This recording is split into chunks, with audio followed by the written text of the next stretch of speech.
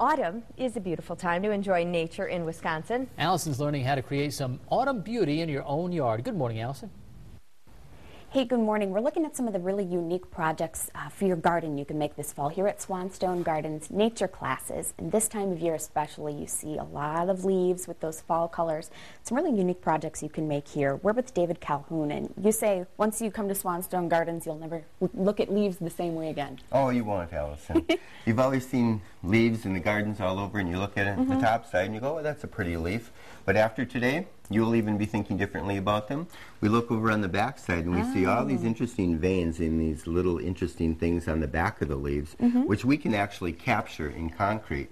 So we use a concrete formula and put it onto the leaf, and when we release that leaf from the concrete, we end up with these really nice garden sculptures. We can actually do inserts in them like this for little garden sayings that we can put out in the garden, and they're just really nice accent pieces on garden walls. And what a better place to get inspiration for art than in your garden, huh? Absolutely, from nature, right? Here's a leaf that is already in process, and what I've done is I've made a sand mold the shape of this leaf, and we put the leaf on it vein side up, and then we put this concrete mixture on 24 hours ago. Okay. So we can actually unmold that this morning for the viewers and see what's going on. Here we take a hand and lift it up. And there's the leaf, and we can see once we take the leaf off of there, we're capturing all those veins and interest from there. Is this a rhubarb leaf? It is this is an ornamental rhubarb, so it's got all these little pointy edges on it and How things. neat. Oh, and that's And I the put a little plaque in there. How cool.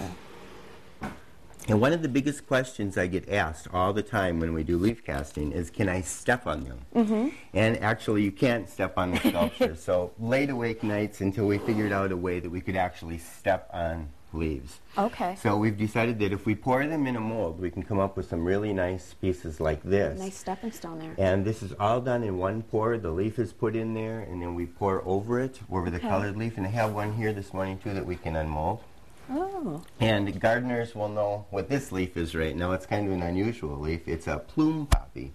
Oh. And that makes a really interesting piece. How cool. And what we use here, Alison, are dental picks. And we can get in there. And clean it out, Move that over to a little bit, and we just start kind of picking some of that leaf out of there. Oh, okay. So this is not what it looks like the final. You actually take it out. Yep. So we'll just start pulling away some of that. Okay.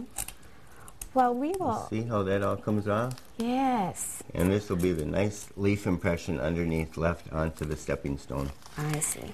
These make wonderful little garden paths in your garden for strolling around, and another interesting thing to do with nature. Absolutely. Thank you so much.